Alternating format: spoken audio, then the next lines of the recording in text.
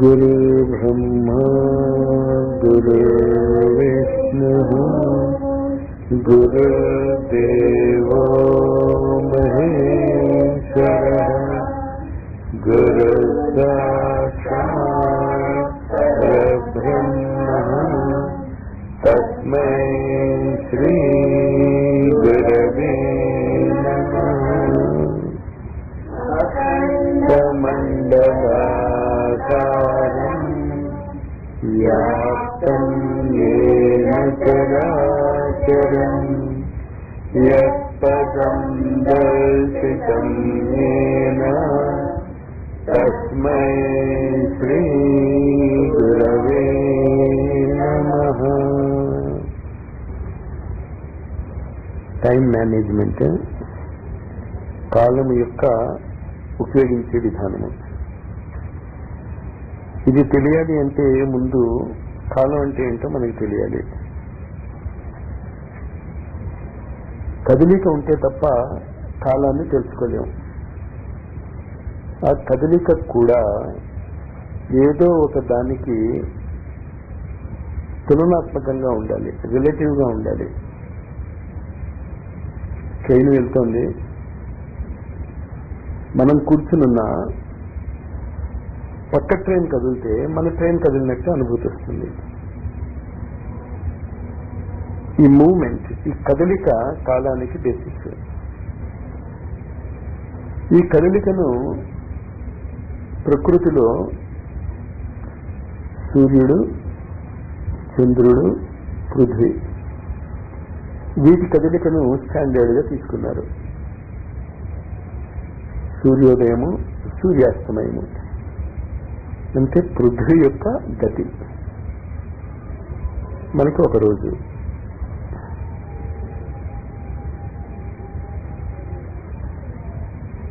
దీనిని 24 భాగాలు చేశారు. ఆ గంటని మళ్ళీ 60 భాగాలు చేశారు. నిమిషము, ఆ నిమిషాన్ని మళ్ళీ 60 భాగాలు చేశారు. సెకండ్ అంటే ఏంటన్నమాట? ఒక సెకండ్ అంటే భూమి సూర్యుడు చుట్టూ తిరిగే కాలములో 1/24 × 60 × 60 ఓ వంతు. అంటే ఈ కాలము దేని బట్టి మనం కొలుసుకుంటున్నాం? గతి. ఈ గతి వల్ల ఏర్పడేటటువంటి సృష్టిని జగతి అంటాం. జగత్ ఏది అయితే గతి నుంచి ఉత్పన్నమైనదో. పూర్వకాలంలో కాశీకి వెళ్ళాలంటే 6 నెలలు పట్టేది, ముఖ్యంగా ఇక్కడి నుంచి.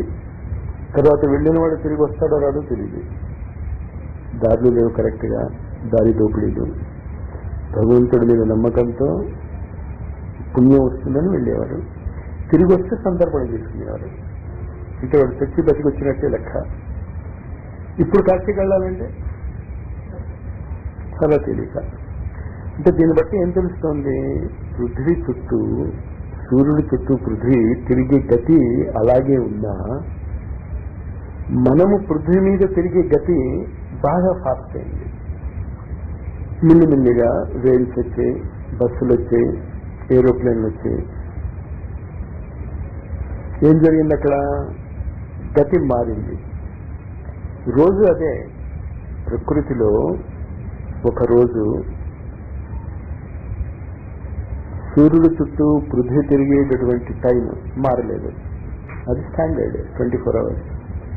కానీ ఆ 24 hours లో మనము యొక్క గతి మారింది. అది ఇవల్యూషన్ అంటే, పరిణామక్రమం అంటే. ఇప్పుడు ఈ పరిణామ క్రమంలో ఈ టైం మేనేజ్మెంట్ లో ప్రాబ్లమ్స్ వస్తున్నాయి, క్లాషెస్. స్టూడెంట్ యొక్క గతి వేరు, ఎంప్లాయీ యొక్క గతి వేరు, రిటైర్ అయిపోయినటువంటి తండ్రి యొక్క గతి వేరు, స్కూల్కి వెళ్ళినటువంటి పిల్లల యొక్క గతి వేరు. ఒకే కుటుంబంలో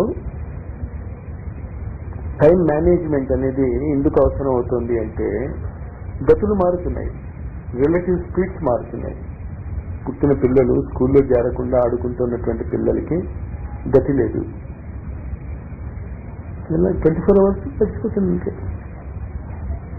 తల్లికి ఇటు పిల్లలకి చేయాలి గతి లేనటువంటి, గతి అంటే మూమెంట్, మోషన్ లేనటువంటి వాళ్ళకి, స్కూల్కి వెళ్ళే వాళ్ళకి, ఆఫీస్కి వెళ్ళే వాళ్ళకి, పార్ట్ టైం జాబ్స్ చేసే వాళ్ళకి. అంచేత అసలు టైం అంటే ఏంటో మనకు అర్థం అవుతే ఈ కన్ఫ్యూజన్ ఉండదు. ఎవరి స్పీడ్ వాళ్ళది లైఫ్లో. సైకిల్ మీద ఎక్కిన వాడిని కార్తో సమానంగా పరిగెట్టమని అడిగితే మూర్ఖత్వం అవుతుంది. అది ఏరోప్లేన్ మీద వెళ్తున్నవాడు కారు వాడిని చూసి నువ్వు రాలేకపోయావు అని అడిగితే వాడికి బుర్ర లేదనాలి. సైకిల్ వాడు ఏరోప్లేన్ వాడితో సమానంగా ఎలా వస్తాడు? జగత్ అంటే అది. అంతేత ఒకే దాంట్లో ఉన్న మళ్ళా డిఫరెంట్ స్పీడ్స్ ఉంటాయి. ఒకే క్లాస్లో చదువుతున్నారు, ఒకడు తొందరగా అర్థం చేసేసుకుంటాడు సబ్జెక్ట్, ఒకడికి అర్థం కాదు సబ్జెక్ట్. రెండో రోజు అర్థం కాని వాడికి అదే రిపీట్ చేయాల్సి వస్తుంది, అర్థమైన వాడికి కొత్త చెప్పాల్సి వస్తుంది. ఇప్పుడు టీచర్ ఏం చేయాలి? ప్రాబ్లం వచ్చిందిగా, అది ప్రాబ్లం వస్తుంది. ఇప్పుడు మెజారిటీ ఆఫ్ క్లాసెస్కి కారణం టైం. అందుకనే భగవద్గీతలో శ్రీకృష్ణుడు ఏం చెప్తాడు అంటే కాలోస్మి లోకక్షేకుత్రుతో I am time, I have come to destroy the universe. అంటే తను డిస్ట్రాయ్ చేయడు, టైం అంటేనే డిస్ట్రక్షన్. ఫ్యూచర్ రావాలి అంటే ప్రజెంట్ పోవాలి, ప్రజెంట్ డిస్ట్రాయ్ అవుతేనే అది పాస్ట్ అవుతుంది. అంచేత డిస్ట్రక్షన్, నాశనము అనేది కాలం యొక్క సహజ స్వభావము. ఇది గుర్తుంచుకోవాలి మనం. అప్పుడు కాలాన్ని మనం సదుపయోగం ఎలా చేసుకోవాలో అనేది అర్థమవుతుంది. అంటే ఇప్పుడు ఒకటి స్టాండర్డ్ టైం పెట్టుకున్నాం మనం. ఏంటా స్టాండర్డ్ టైము? సూర్యోదయము, సూర్యాస్తమయం. అది అందరికీ ఒకటే. ఫాస్ట్గా ఏరోప్లేన్లో వెళ్ళేవాడికి అంతే, అసలు ఇంట్లోనే కూర్చొని నిద్రపోతున్న వాడికి అంతే. ఆ టైంలో మార్పు లేదు. కానీ టైం మేనేజ్మెంట్లో మార్పు వచ్చింది. ఒకడు టైంని ఉపయోగించుకుంటున్నాడు, ఒకడు టైంని అసలు ఉపయోగించుకోవటం లేదు. ఇప్పుడు టైంని ఉపయోగించుకోవాలి. టైంని ఉపయోగించుకునే ముందు కాల ప్రవాహము అని చెప్తూ ఉంటాం మనం, ద ఫ్లో ఆఫ్ టైం. అంతేత కాలము యొక్క ప్రవాహంలో నువ్వు కొట్టు వెళ్ళిపోతూ ఉంటే కరెక్ట్ డైరెక్షన్ లో నువ్వు ఆటోమేటిక్ గా ప్రవర్తించకపోయినా టైంతో సమానంగా వెళ్తావు. You are on time. మళ్ళీ దాన్ని జాగ్రత్తగా అర్థం చేసుకోండి. కాలము, జగత్తు అర్థమైంది కదా. అసలు జగత్ అంటేనే కాలము. మనం నిద్రపోయినప్పుడు మూమెంట్ లేదు, టైము లేదు. మళ్ళీ నిద్ర లేచాక మనం లెక్క చూసుకుంటాం. నేను 2 గంటలు పడుకున్నాను, మిగతా వాళ్ళందరూ చెప్తారు ఇప్పుడు ఇంకో 3 గంటలు అయిపోయిందని, అంటే సాయంత్రం 5 అనుకుంటాం. ఇంకోటి ఇప్పుడు ఎలా ఉందనమాట, మన చేతనత్వంలో 3 రకాలైనటువంటి చేతనత్వాలు ఉన్నాయి. ఒకటి కాలాన్ని గమనించినటువంటి చేతనత్వం, నిద్ర, టైం సెన్స్ లేదు అక్కడ. ఇంకోటి టైం యొక్క 3 విభాగాలలో ప్రవర్తించగలిగేటటువంటి చేతనత్వం, పాస్ట్, ప్రజెంట్, ఫ్యూచర్.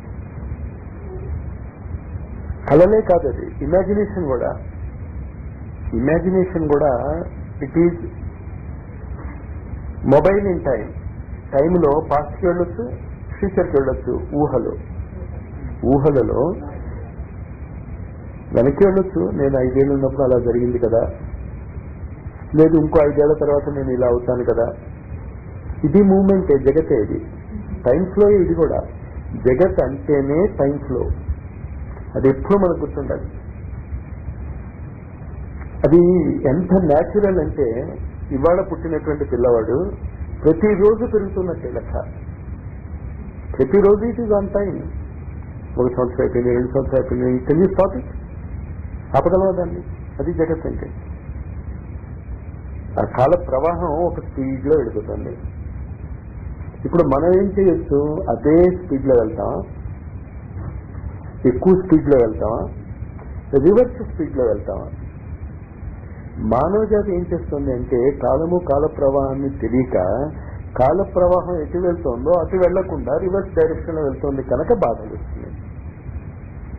మనిషికి వచ్చే బాధలన్నీ అందువల్లే.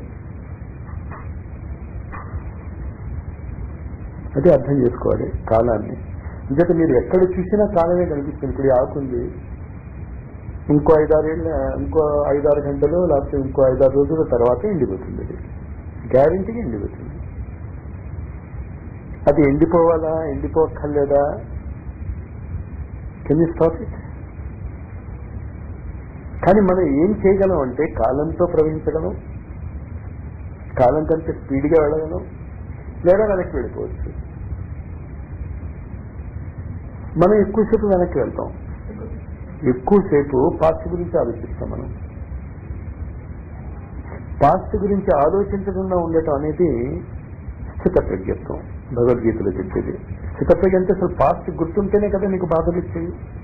వాడు శత్రువు, వీడు మిత్రుడు అనేది దేని మీద ఆధారపడి డిపెండ్ చేస్తాం? Past action, past relationship. అంతేగా ఏం చెప్తాడు? సమత్వం యోగ ఉచ్యతే. ఇగ్నోర్ ఇట్, దాన్ని వదిలేయండి. ఈ రోజు నిద్రలేచాం, ఈ రోజు ఏ డేటా ఉందో మన దగ్గర, ఏ కాన్సెప్ట్స్ ఉన్నాయో మన దగ్గర, దాని నుంచి స్టార్ట్ చేద్దాం. స్టార్ట్ చేసి అని ముందు కాల ప్రవాహానికి అనుగుణ్యంగా జీవించడం నేర్చుకోవాలి. కాల ప్రవాహానికి అనుగుణ్యంగా జీవించడం నేర్చుకున్న తర్వాత కాలం కంటే స్పీడ్గా వెళ్ళగలగాలి. కానీ ఇప్పుడు అసలు యాక్చువల్గా ఏం జరుగుతుంది? విత్ ఆల్ దిస్ వెబ్సైట్స్ కానీ దానివల్ల కానీ దీనివల్ల కానీ రివర్స్ వెళ్తున్నాం. కాలానికి అనుగుణ్యంగా వెళ్ళటం లేదు. ఎందుకు అనుగుణ్యంగా వెళ్ళటం లేదు అని చెప్పుకుంటున్నాం అంటే గ్రోత్ కనిపించటం లేదు, ఎదుగుదల కనిపించటం లేదు. స్పీడ్ అయింది కానీ ఎదుగుదల లేదు. ఒక 10 ఏళ్ల కిందట పల్లెటూరులో ఉన్నటువంటి వ్యక్తి యొక్క క్యారెక్టర్కి ఇప్పుడున్నటువంటి బిజీ బిజినెస్ మ్యాన్ యొక్క క్యారెక్టర్లో ఆ పల్లెటూరు వాడి క్యారెక్టరే మనకు నచ్చుతుంది. అంతే కదా, అందరూ ఒప్పుకుంటారు దాన్ని. స్పీడ్ ఎక్కువైంది కానీ క్యారెక్టర్ బాగుపడలేదు అంటే అర్థం ఏంటి? నువ్వు రివర్స్ డైరెక్షన్లో వెళ్తున్నావు అని అర్థం. సో దాన్ని ఎలా చేయాలి? అందువల్ల ఈ జగతి అంటే టైం ఏం చేస్తుంది? ఎదుగుదలకు సహకరిస్తుంది, నువ్వు ఎదక్కపోతే చంపేస్తుంది, నిర్దాక్షిణ్యంగా తీసిపారిస్తుంది. అంతేత కాల ప్రవాహానికి అనుగుణ్యంగా నువ్వు జీవించటం కనుక నేర్చుకోగలిగితే అమరుడు అయిపోతావు. ఇంకా సాగు ఉండదు. ఇంకా అది ఎప్పుడైతే కాల ప్రవాహానికి రీదటానికి తప్పుదారిలో వెళ్తూ ఉంటారో వాళ్ళు ఏమవుతారో అనామకులుగా మిగిలిపోతారు. కాల ప్రవాహానికి అనుగుణ్యంగా జీవించిన వాళ్ళని ఇప్పటికీ మనం అమరులు అయిపోయారంటాం.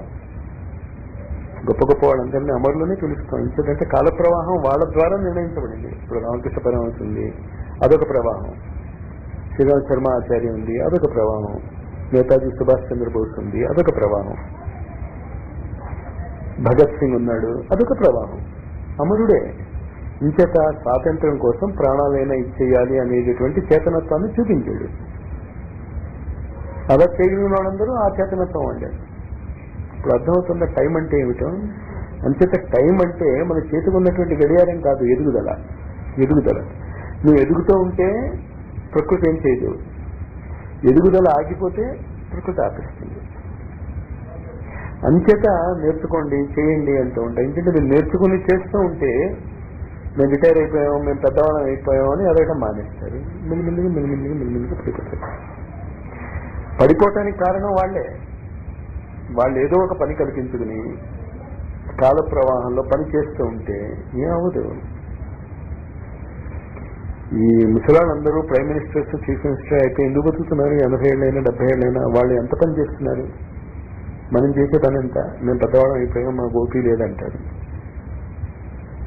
అటల్ బిహారీ వాజ్పేయికి 80 ఏళ్ళు కదా సుమారు, మోకాళ్ళు నొప్పులు. ఏం చేశాడు? ఆపరేషన్ చేయించుకున్నాడు, పని చేస్తున్నాడు. అతను చేసే బాధ్యతలు దాని ముందు మనకేమున్నాయని అయినా మేము చేయలేము అంటే ఏంటనమాట? చనిపోయాం. ఇంకా కాలం మన తీసేయడానికి టైం పడుతుంది తప్ప ఎప్పుడైతే ఎదుగుదల ఆగిపోయిందో యు ఆర్ డెడ్. గతి ఎప్పుడైతే లేదో మీకు కాలం ఆగిపోయింది. అంచేతే ముసలితనం వచ్చాక ఆ కాలంలో ఇమ్మడం లేక చాదస్తం వస్తుంది. చాదస్తం అంటే అంతే, కేవలం ఆ కాల ప్రవాహానికి అనుగుణంగా వాళ్ళు జీవించలేకపోతారు. ఇదంతా దేని గురించి చెప్తున్నాను? కాలాన్ని ఎలా ఉపయోగించుకోవాలి అని తెలుసుకోవడానికి చెప్తున్నాను, అది మర్చిపోవద్దు. కానీ కాలం అంటే ఏంటో అర్థమవుతే, కాలం అంటే ఏంటనమాట? పుట్టిన దాన్ని ప్రోధి చేసి ప్రోధి చేస్తూ ఉండి అది ఇంకా ప్రోధి అవ్వను అంటే తీసేస్తుంది, తీసేసి మన కొత్త రూపంలో తెస్తుంది. ఇది కాలం అంటే. అంచేత పరమాత్మ అంటే కాలం అంటే ఇండైరెక్ట్ అంతే కదా, భగవంతుడు చేసే పని అదే కదా, సృష్టి స్థితి లయ. అదే గురుతత్వం అంటే. అంచేత భౌతిక శరీరంలో ఉన్నటువంటి వాడు గురువు కాదు, ఈ జ్ఞానము గురువు. ఇది ఈ శరీరం కాదు చెప్తున్నది, ఈ జ్ఞానం మీకు వెళ్తోంది. ఈ జ్ఞానం గురువే మీ అజ్ఞానాన్ని తీసేస్తుంది. ఈ శరీరం ఏం చేసింది? శరీరం వల్ల విన్నారు, అది వేరే విషయం. ఇప్పుడు నేను టీజేపీఎస్ కాలేజీలో లెక్చరర్ని, హిందూ కాలేజీలో వెళ్ళి నేను కెమిస్ట్రీ లెక్చర్ చెప్తానంటే ఒప్పుకోరు. అదే కెమిస్ట్రీ క్లాసు, అదే బిఎస్సీ క్లాసు, కానీ హిందూ కాలేజీలోకి వెళ్ళి చెప్తానంటే ఒప్పుకుంటారు వాళ్ళు. అలాంటి లిమిటేషన్స్ ఉంటాయి తప్ప కెమిస్ట్రీ ఒకటే. భౌతిక శరీరము ఒకటి కాకపోయినా అక్కడున్న కెమిస్ట్రీ లెక్చరర్, ఇక్కడున్న కెమిస్ట్రీ లెక్చరర్ ఒకటే చెప్తాడు. మీరు పోల్చి చూసుకుంటే ఆయన చెప్పింది అదే, ఈయన చెప్పింది అది. అది గురుతత్వం అంటే.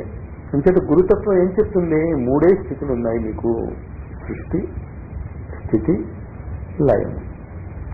అంచేత ఈ 3 మీలో జరుగుతున్నంత వరకు మీరు జీవించి ఉన్నట్టే లెక్క. ఇది జరగకపోతే జీవించి ఉన్నా మీరు జీవోత్సవాలే. అంచేత ఈనాడు ప్రపంచంలో అందరూ జీవోత్సవాలే, అందరూ జీవోత్సవాలే. అంచేత ఏం చేస్తుంది? మృత్యు మీద వాడికి ఆధిపత్యం లేదు. అందువల్ల కాలం యొక్క విలువ తెలియదు కనుక. అందువల్ల భగవద్గీత 11వ అధ్యాయం నేను చాలా జాగ్రత్తగా చదువుకోవాలి. మొత్తం చెప్తుంది అది. ఎదురీదుతున్నప్పుడు ఎలా అవుతుంది, కాల ప్రవాహానికి అనుగుణంగా ఎలా వెళ్ళొచ్చు, కాల ప్రవాహాన్ని ఎలా దాటొచ్చు. అంటే కాల ప్రవాహాన్ని దాటే స్థితి మనం ఇప్పుడు అర్థం చేసుకోలేము. ఇప్పుడు 3 అర్థం చేసుకోగలం: సృష్టి, స్థితి, లయ. సృష్టి ఎప్పుడు పాస్తే, మొదలు ఎప్పుడు పాస్తోనే ఉంటుంది. ఎప్పుడు మొదలెట్టామంటే 1 సెకండ్ అయిండొచ్చు, కొన్ని సంవత్సరాలు అయిండొచ్చు, అది ఎప్పుడు పాస్తే. అందుకే బ్రహ్మకి పూజలు ఉండవు. పాస్తికి ఎందుకు పూజ అంటే? బ్రహ్మకి గుడి ఎందుకు ఉండదు అంటే అర్థం లేదు. బ్రహ్మకి గుడి ఉంది అంటే అర్థం ఏంటి? నువ్వు వెనక్కి వెళ్ళావని. విష్ణువు సర్వవ్యాపకుడు, నువ్వు బతుకున్నంత కాలము విష్ణువే. అంచేత విష్ణువునే ఎక్కువ ఉపాసన చేస్తున్నాం. స్థితి, ఎదుగుదల. ఈ ఎదుగుదలలో అడ్డంకి వచ్చిన వాళ్ళని తీసేస్తాడు. ఎదుగుదలకి ఇప్పుడు నాకు రోగం ఏదైనా వచ్చింది, క్యాన్సర్ సెల్స్ ఉన్నాయి, అది ఎదుగుతున్నాయి కదా, ఎదగని అనంగా. ఎదగని అంటే నేను ఉండను. అంచేత ఏం చేయాలి? నేను తీకేయాలి. అంచేత విష్ణువు ఏం చేస్తాడు? అనవసరమైనటువంటి ఆశ్చర్య శక్తులు తీసేస్తూ ఉంటాడు. దేనికి? ఎదుగుదల కోసమే. కానీ అవి జీవాలే, క్యాన్సర్ కణాలు కూడా జీవాలే. మరి వాటిని తీసేస్తే అలా అనం కదా. అలా అలా ఇంచేత విష్ణువు తప్పు చేశాడు, తప్పేం చేయలేదు. ఈ పరిణామ క్రమంలో అవసరమైన వాటి నుంచి ఇప్పుడున్న పరిణామ క్రమంలో, అంటే ఇప్పుడున్న జగత్తు, ఇప్పుడున్న కాల ప్రవాహానికి అనుగుణ్యమైన దాన్ని ఉంచుతాడు, అనుగుణ్యంగా లేని దాన్ని తీసేస్తాడు. మనం ఏం చేస్తాం? పాతకి పట్టుకుంటాం. నేను హిందువుని, నేను ముస్లింని, నేను క్రిస్టియన్ అని కొట్టుకుంటావు, ఖచ్చితంగా కొట్టుకుంటావు. ఎదుగుదల ఉండదు. మరేమవుతుంది? వెనకబడిపోయినట్టే కాల ప్రవాహంలో. ఇలా ఆలోచించే వాళ్ళందరూ వెనకబడిపోయినట్టే కాల ప్రవాహంలో. నేను హిందువుని, నేను ముస్లింని అని వాళ్ళు కబీర్ దాస్ టైం నుంచి చెప్పుకుంటూనే వస్తున్నారు, బాబు ఇది వద్దని. గురువులు తప్పే ఉంది. మనం గురువు చెప్పింది వినం, మన ఊహలు వద్దు అంటారు. అందుకే ఎప్పుడు మీతో కూడా ఎప్పుడు ఏం చెప్తాను నేను, మాస్టర్కి ఏది ఇష్టమో అని మీకు తెలిసిపోతే అసలు ఆయన మీకు మాస్టర్ అవడానికి అనిపిస్తే, మీకు తెలిసిపోతే ఇంకెందుకు. నేను రేపు ఏం పాఠం చెప్పబోతున్నానో స్టూడెంట్కి తెలిసిపోయింది అనుకోండి, ఇంకా నేను వాడి పాఠం చెప్పక్కర్లేదు. ఇది మీకు తెలియదు. అది కానీ తెలుసును అనేటటువంటి భ్రమ ఏంటి, పాస్టర్ని పట్టుకోవటం. అది ప్రమాదం జరుగుతుంది. టైం మేనేజ్మెంట్లో ఇది ఎందుకు చెప్తున్నాను, ఇది వదులుకుంటే కదా మీరు టైంని మేనేజ్ చేసుకోగలరు. సో ఏంటి, దేన్ని వదలాలన్నమాట, పాస్ట్ని వదిలేయాలి. అంచేత ఏ రోజుకి ఆ రోజు జీవించండి అని గురువు గారు చెప్పింది. హర్ రోజు నయాజన్. అంచేత ఏ రోజుకి ఆ రోజు టైం మేనేజ్ చేయాలి తప్ప రేపు ఎప్పుడో అని కాదు. కానీ ఎలాగిది మేనేజ్మెంట్ డాక్టర్ అవ్వాలి 5 ఏళ్ల కోర్సు. కానీ టైం టేబుల్ ఆ రోజే ఉంటుంది. వీడి 45 నిమిషాలు ఈ పాఠం చెప్తాడు, 45 నిమిషాలు ఆ పాఠం చెప్తాడు, లంచ్ ఉంటుంది, రీసెర్చ్ ఉంటుంది, మళ్ళీ ప్రాక్టికల్స్ ఉంటాయి, మళ్ళీ ఇది ఉంటాయి, మళ్ళీ లైబ్రరీ వర్క్ ఉంటుంది, మళ్ళీ ఇంటికి వెళ్ళిపోతాం. ఇదేంటది, ఆ 5 ఏళ్ల సంవత్సరాల కోర్సు యొక్క గోలులో భాగం. ఇది కరెక్ట్గా జరుగుతూ ఉంటే అది కరెక్ట్గా వచ్చేస్తుంది. కానీ మనం ఏం చేస్తున్నాం, గోల్స్ అయితే పెట్టేసుకుంటున్నాం, టైం టేబుల్ లేదు. ఎన్నిసార్లు మనం అనుకున్నా టైం టేబుల్ రావటం లేదు. అంటే టైం మేనేజ్మెంట్ అంటే ఏంటంటే అసలు మీరు గోల్ ఏంటి, జీవితంలో ఏం సాధించదలుచుకున్నారు మీరు, అది స్పష్టంగా తెలియాలి. ఏం సాధించదలుచుకున్నారంటే ముక్తి అంటారు. ముక్తి వస్తే అసలు మీరు ఇప్పుడే ముక్తులు అయిపోవచ్చు, అసలు ఏం సాధించాలి ఇంకెందుకు. అంచేత గురువు గారు ఏమంటారు, ముక్తి అనేది ఏంటో నాకు ఎప్పుడూ తెలియదు, అదేంటో అది కావాల్సిన వాళ్ళు నా దగ్గరికి రావద్దు, ఇంటి దగ్గర కూర్చొని పడకుండా అదే ముక్తి అంటారు. ఇంచేత మన లక్ష్యం ఏంటి, మనం ఎన్నుకున్నటువంటి 6 గురువుల యొక్క ప్రణాళిక కాల ప్రవాహంలో ఇప్పుడు ఎలా జరుగుతుందో తెలియాలి మనకి. గురువులు చెప్తున్నది ఈనాటికి ఉపయోగపడకపోతే నీకు 70 ఏళ్ళు వచ్చాక ఉపయోగపడుతుందమ్మా అంటే ఎలా, నాకు ఈరోజు ఉపయోగపడాలి. అంచేత గురు ప్రణాళికలో మనం ఎన్నుకున్నటువంటి గురువులు ఈ కాలములో ఈ రోజు నీకు ఏది ఉపయోగపడుతుందో చెప్పారు. అది ముందు అర్థం చేసుకుందాం. కాల ప్రవాహము, జగత్, కాలము యొక్క భూత భవిష్య వర్తమానాలు అర్థం చేసుకున్నాం మనం. ఇంకోటి ఏం అర్థం చేసుకున్నాం, ఎప్పుడైతే నువ్వు కాలానికి అనుగుణ్యంగా జీవించటం మానేస్తావో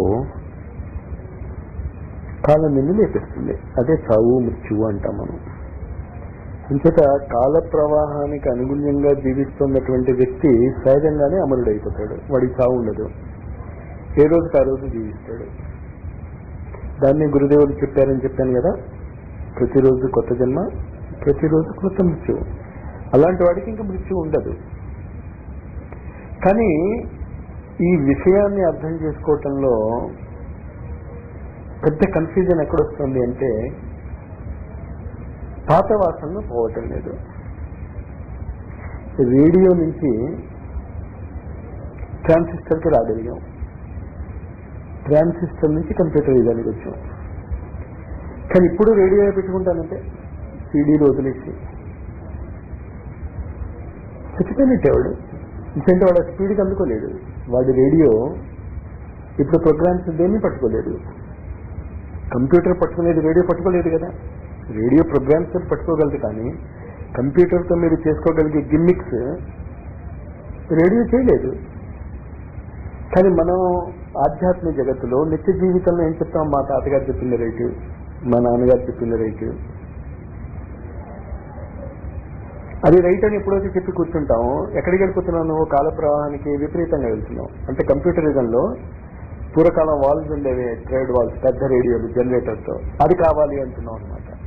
రాదు కాదు, అసంభవం. అది ఇంకేం మిగులుతుంది, బాధలు, కొట్లాట్లు, చికాకులు, అది జరుగుతుంది. ఇంతక జగత్ కాలాన్ని మేనేజ్ చేయాలి అంటే కాలం అసలు మీ నుంచి ఏం కోరుకుంటుందో తెలియాలి. అంటే ఇంకో భాషలో కాలం యొక్క ప్రవాహం తెలియాలి. ఆ కాల ప్రవాహాన్ని తెలిపేవాళ్ళే గురువులు, సద్గురువులు. ఇక మనం టైం మేనేజ్ చేసుకోవాలి అంటే, కాలాన్ని సద్వినియోగం చేసుకోవాలి అంటే, కాల ప్రవాహంలో కరెక్ట్గా ప్రవహించాలి అంటే భగవద్గీత పెద్ద ఉదాహరణ. భీష్ముడు మహాతపస్వి, ద్రోణుడు సాధారణమైనటువంటి వాడు కాదు, సెక్స్నే మార్చేయగలిగాడు శిఖండిని, అశ్వత్థామ, వీళ్ళందరూ మహామహులేగా.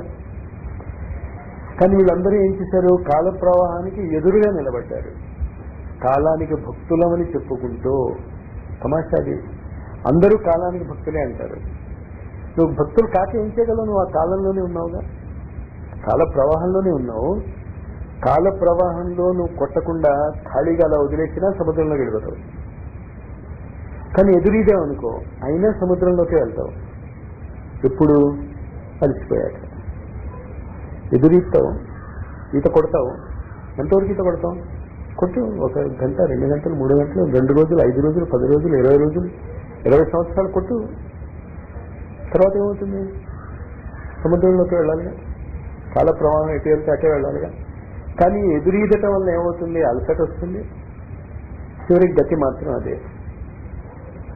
అంటే ఏం చేయాలి? మొట్టమొదటి మనం ఏం నేర్చుకోగలగాలి? కాల ప్రవాహానికి మనని మనము సమర్పించుకోవటం నేర్చుకోవాలి. దాన్ని నిజమైన ధ్యానము అంటాం.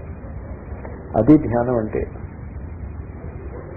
ఇక్కడే కూర్చుని కళ్ళు మూసుకుని ఖాళీగా ఉన్నాను, అది ధ్యానం కాదు.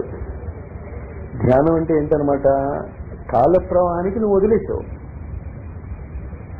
తెలియనివాడు ఏం చేయగలడు? కాల ప్రవాహంలో ఇంకా స్పీడ్ పెంచుకుని తొందరగా వెళ్ళిపోకూడదు సముద్రంలో. చేత దీన్ని అర్థం చేసుకోవాలి మనం. అసలు మొత్తము ఆధ్యాత్మికత నిజమైన జీవితాన్ని చెప్తుంది. ఎంత గొప్పవాడైనా, వాడు ప్రైమ్ మినిస్టర్ అయినా, ప్రెసిడెంట్ అయినా, బిల్ క్లింటన్ అయినా, బిల్ గేట్స్ అయినా, కాల ప్రవాహానికి ఎండిపోయిన ఆకులో ఎలా కొట్టుకుపోతుందో కాల నదిలో, అలా కొట్టుకుపోవటంలే వాళ్ళు. వాళ్ళది అంటూ ఒక వ్యక్తిత్వం ఉంచుకున్నారు కనుక ఖచ్చితంగా కాల ప్రవాహానికి అది అడ్డు తగులుతుంది, ఆ వ్యక్తిత్వం అడ్డు తగులుతుంది. అర్జునుడికి కూడా నేను యుద్ధం చేస్తాను అని ఎప్పుడైతే అహంకారం వచ్చిందో కాల ప్రవాహానికి అడ్డు తగిలింది. శిష్యస్తేహం షాదిమాంతాం ప్రపన్నం, నేను నా శిష్యుణ్ణి, ఏది మంచిదో అది చెప్పు అన్నాక కాల ప్రవాహంలోకి అర్జునుడు కూడా రాగలిగాడు. అందుకని అహంకారము లేకుండా, ఏ విధమైనటువంటి కోరికలు లేకుండా, ఏమీ అడగకుండా శాంతంగా ఆ కాల ప్రవాహంలో మనని మనం వదిలేసుకునేటటువంటి టెక్నిక్ ధ్యానము. ఇంకొక టైం మేనేజ్మెంట్ తెలియాలి అంటే ధ్యానం చేయటం తెలియాలి. దేని మీద ధ్యానం చేస్తావో దాని వైపు నీ కాలం వెళ్తుంది కదా. కానీ మనం ఏం చేస్తున్నాం? దేని మీద ధ్యానం పెట్టడం లేదు, కాలం ఎటు తీసుకెళ్తే అటు వెళ్తాను అంటున్నాం. అది కాల ప్రవాహానికి అనుగుణ్యంగా జీవించేటటువంటి విధానం.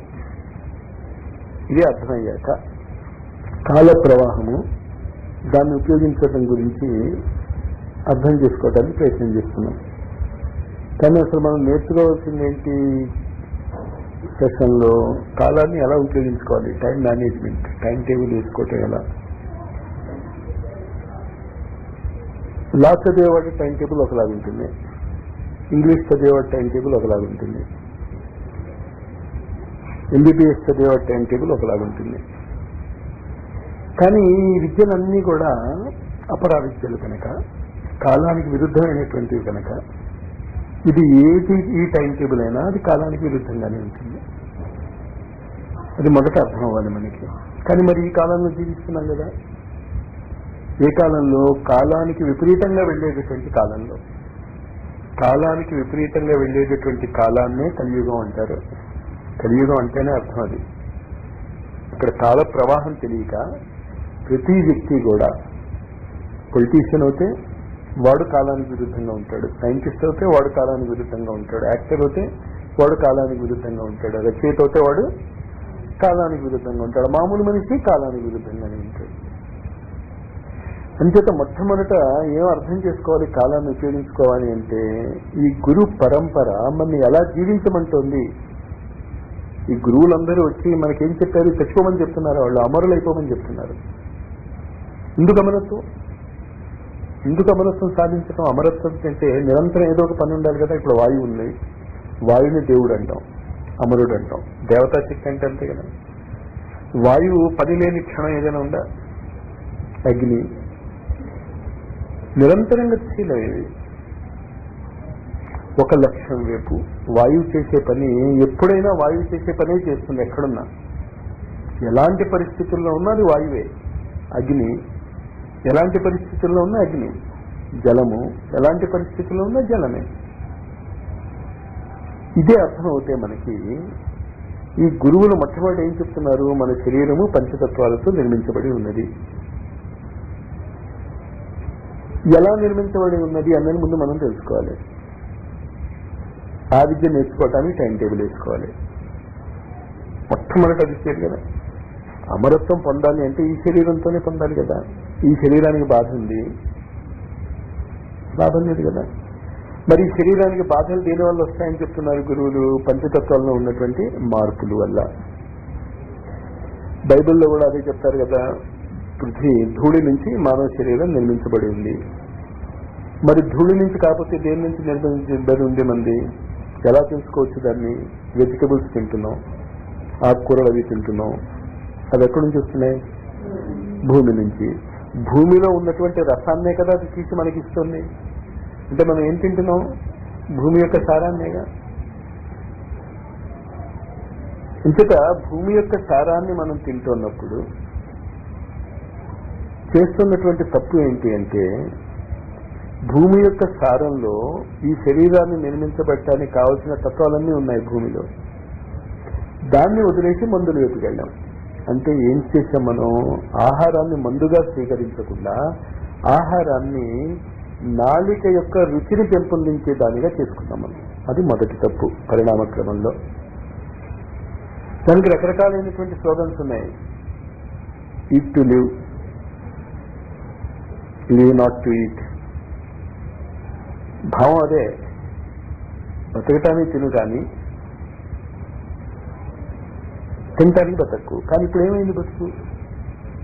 రుచిగా లేకపోతే తిన్నాం. ప్రశ్న రుచి కాదు అక్కడ, అవసరం. ఈ శరీరానికి ఏది అవసరం? పెట్రోలు ఎంత పోయిస్తాం మనం? 20 కిలోమీటర్లు వెళ్ళాలి, ఎంత పోయిస్తాం? ట్యాంక్ ఫుల్ చేయం. ఎందుకు ట్యాంక్ ఫుల్ చేసేయకూడదు? చెయ్యం అంతే. ఎవడు చేయడు. ట్యాంక్ ఫుల్ చాలా దూరం వెళ్ళదలుచుకుంటే చేస్తాడు. లోకల్ గా తిరగాలంటే ఎవడు ఫుల్ ట్యాంక్ కొట్టించాడు? ఇంచేత కొట్టిస్తే వేస్ట్ అవుతుంది, ఇవాపరేట్ అవుతుంది.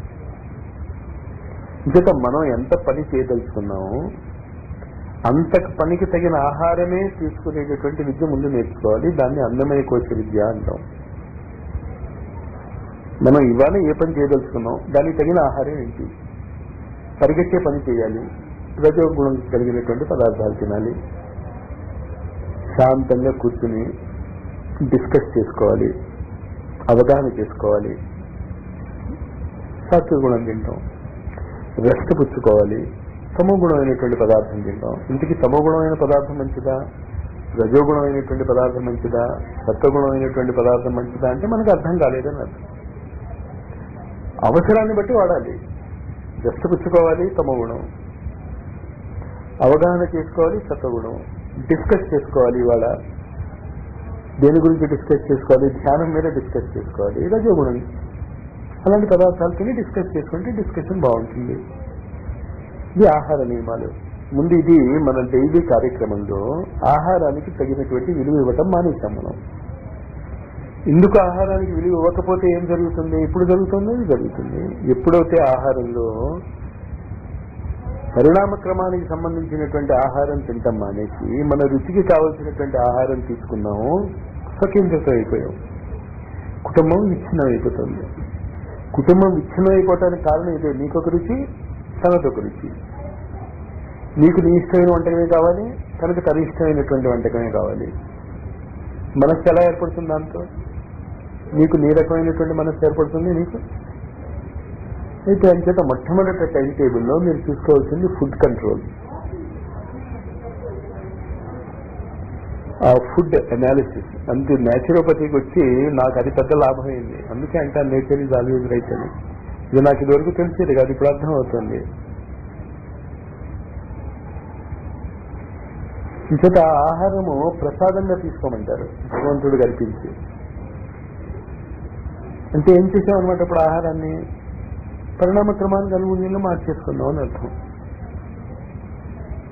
ఇంచేత టైం మేనేజ్మెంట్లో మొట్టమొదటిది ఆహారం తీసుకునేటటువంటి టైము, ఎవరికి ఏ ఆహారం తీసుకోవాలి, పిల్లలకి ఏమి ఇవ్వాలి, పెద్దలకి ఏమి ఇవ్వాలి, అజీర్ణంగా ఉన్న వాళ్ళకి ఏమి ఇవ్వాలి, జీర్ణస్థితిలో ఉన్నటువంటి వాళ్ళకి ఇవ్వాలి, మొత్తం తెలియాలి. రెండవది ఫుడ్ కంట్రోల్ గురించి ఇంకా అది పుస్తకాలు అవి చదవాలి. అది చదవటం అనేది ఎందుకంటున్నాను, మీ టైం మేనేజ్మెంట్లో ఈ పుస్తకాలు చదవటానికి నేను 1 గంట కేటాయిస్తాను అని వేసుకోవాలి. ఎవరు నేర్పుతారు మనకి? పుస్తకాలు అయితే అన్నీ ఉన్నాయి, మనమే చదువుకోవాలి. ఇంకత టైం మెయింటెనెన్స్ లో డైలీ పొద్దున్న నిద్ర లేచిన దగ్గర నుంచి పడుకునేంత వరకు ఏం చేస్తాము అనే దాంట్లో ఇప్పుడు టూకీగా నాకు అర్థమైనవి ప్రపంచంలో చెప్పబడుతున్నటువంటి నియమాలు ఏంటి అంటే, వైద్యో నారాయణో హరి. అంటే ఏం అర్థం చేసుకుంటాం మనం సాధారణంగా, భగవంతుడే వైద్యుడని. కానీ నారాయణ అనే పదము జలానికి కూడా వాడతాం. నారా ఆయన, నారా అంటే నీళ్లు, ఆయన అంటే ఇల్లు. ఇంకా అర్థం ఏంటి? Water therapy. నీళ్లు బాగా తాగేవాడికి రోగము రాదు, అది ముందు పిల్లలకి నేర్పాలి. కానీ మనం ఏం నేర్పుతాం? కోక్స్ ఇస్తాం. కోక్లో చూస్తే ఫాస్ఫరిక్ యాసిడ్ ఉంటుంది అందులో. అది ఎంత తీవ్రమైనటువంటి యాసిడ్ అంటే, ఆ కోకో కోలా సీసాలోని, ఏ కోక్లోనే సరే, పెప్సీలోనే విరిగిపోయిన పన్ను ముక్క పడేయండి, 3 రోజుల్లో కరిగిపోతుంది. అది పన్ను కరిగించేస్తుంది. అది పిల్లలకి ఇస్తాం మనం. అంటే మీరేం తల్లిదండ్రులు కాదండి, వాడు అవస్థపడుతున్నాడు, నువ్వు అలవాటు చేస్తున్నాడు కాదు, వాడు ఏడుస్తున్నాడని ఇచ్చాం, వాడు ఏడుస్తున్నాడని విషయం ఇస్తావా? టైం మేనేజ్మెంట్లో ముందు ఎలా వాడాలో తెలిస్తే ఏ విషయాలు, తర్వాత కాలాన్ని వినియోగించుకుందరు. కానీ ఇది నీళ్లు బాగా తాగటం, రోజుకి చెప్తున్నారు కదా ఇక్కడ అంతా పోస్టర్స్, రోజుకి 12 గంటల్లో ప్రతి గంటకి 1 గ్లాస్ చెప్తున్నారు, లేకపోతే ప్రతి 2 గంటలకి 2 గ్లాసులు చెప్తున్నారు. అంటే రోజుకి 12 గ్లాసులు మినిమం నీళ్లు తాగితే వైద్యో నారాయణ హరి. హరి అంటే నాశనం చేసేవాడు, రిమూవ్ చేసేవాడు. హరి అనిపించేవాడు. దేన్ని హరి అనిపిస్తాడు? మన శరీరంలో ఉన్నటువంటి రాక్షసత్వాన్ని, టాక్సిన్స్. ఇది ముందు నేర్చుకోవాలి ఇంట్లో పని. టైం మేనేజ్మెంట్లో ఖచ్చితమైన టైంలో నీటి యొక్క ఉపయోగం. దాని తర్వాత ఏంటి? 2 సార్లే భోజనం చేయాలి, అంతకంటే ఎక్కువ సాలిడ్ ఫుడ్స్ తీసుకోకూడదు. ఏ పేరు మీరు తీసుకున్నారు, టిఫిన్ అని పేరు పెట్టుకోండి, లంచ్ అని పేరు పెట్టుకోండి, డిన్నర్ అని పేరు పెట్టుకోండి, ఏదైనా సరే 2 సాలిడ్ మీల్సే ఉండాలి. అందులో 1 ఫ్రూట్సే ఉండాలి. రాత్రిపూట ఫ్రూట్స్, సలాడ్స్, కావాలంటే సూప్స్ పెట్టుకోవచ్చు. పొద్దున్న పూటది మీ ఇష్టం, ఎలా అయినా తినొచ్చు. అది ఫిక్స్డ్ టైమ్స్ లో ఉండాలి. అందరూ ఒకేసారి తినాలి. మళ్ళీ చెప్తున్నాను కదా, ఒకేసారి తినడానికి వీలు లేని పరిస్థితులు ఉంటే అది వేరే విషయం. కానీ వీలున్నా తినకపోవడం తప్పు. ఇది టైం మేనేజ్మెంట్ లో ఫుడ్ మేనేజ్మెంట్. కానీ management of food with time. రెండోది ఏం చెప్పాను నేను, ఒకడు సైకిల్ మీద వెళ్తూ ఉంటాడు, ఒకడు నడిచి వెళ్తూ ఉంటాడు, ఒకడు ఏరోప్లేన్ లో వెళ్తూ ఉంటాడు. 3 గతులే. కానీ ఒకడు ఫాస్ట్ గా వెళ్తాడు, ఒకడు మెల్లిగా వెళ్తాడు. ఇది కుటుంబంలో ఉన్నటువంటి సభ్యుల యొక్క అవసరాలని బట్టి టైం టేబుల్ వేసుకోవాలి. స్పీడ్గా చేయగలిగేవాడు వాళ్ళ లెవెల్కి వచ్చి చెప్పలేకపోతే వాడు టీచ్ చేయలేడు. ఇప్పుడు నేను పిహెచ్డీ చేశాను కెమిస్ట్రీలో అని చెప్పి, ఇంటర్మీడియట్లో నేను పిహెచ్డీలో చేశాను అని చెప్తే ఏమవుతారు వాళ్ళు? అది చూసుకోవాలి. అంటే ఫాస్ట్గా వెళ్తున్నటువంటి వాళ్ళు, ఫాస్ట్గా వెళ్ళనటువంటి వాళ్ళని వాళ్ళ యొక్క స్పీడ్ వచ్చేంత వరకు చేపట్టుకు నడిపించగలిగేటువంటి ఓపిక ఉండాలి. మరి ఎటు నడిపిస్తారు? దానికి గురువులు చెప్పింది మనం అర్థం చేసుకోవాలి. మొట్టమొదటి ఏం నేర్పించాలి వాళ్ళకి? కాల ప్రవాహంలో తన యొక్క స్వభావము లేకుండా ప్రవహించగలగడం. దాన్ని నేచర్ ఈజ్ ఆల్వేజ్ రైట్ అని నేను అంటాను. అల్లా మాలిక్ అని సాయిబాబా అంటాడు. అమ్మే చూసుకుంటున్నాను రామకృష్ణ పరమహంస అంటాడు.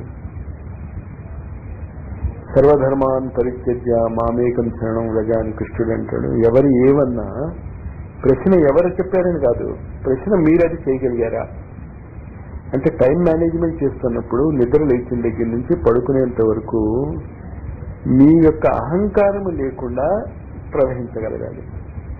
దానికి ఏం చెప్పాము? సూర్యోదయ సూర్యాస్త సమయాలలో ధ్యానం చేసుకోవాలి. అది ఫిక్స్డ్ టైం పెట్టుకోవాలి. మళ్ళా అంటే ఇప్పుడు 2 టైమింగ్స్ వచ్చేసాయి మీకు. ఒకటి ఫుడ్కి టైమింగ్స్ వచ్చాయి, 2 ధ్యానానికి టైమింగ్స్ వచ్చాయి. ఇంకా తర్వాత సమాజంలో ఉన్నాం, కుటుంబంలో ఉన్నాం. కుటుంబం యొక్క నియమాలు ఉంటాయి కొన్ని, సమాజం యొక్క కొన్ని నియమాలు ఉంటాయి, వాటిని ఉల్లంఘించకూడదు. అమెరికాలో ఉన్నటువంటి సమాజ నియమాలను ఇండియాలో పెడతానంటే తంతారు. ఇండియాలో ఉన్నటువంటి సమాజ నియమాలు అమెరికాలో పెడతామంటే కుదరదు. నువ్వు అలా జీవించలేవు. అక్కడ ఒకటి జీవించదలుచుకున్నా ఏకాకి అయిపోతావు, స్లో అవ్వలేవు.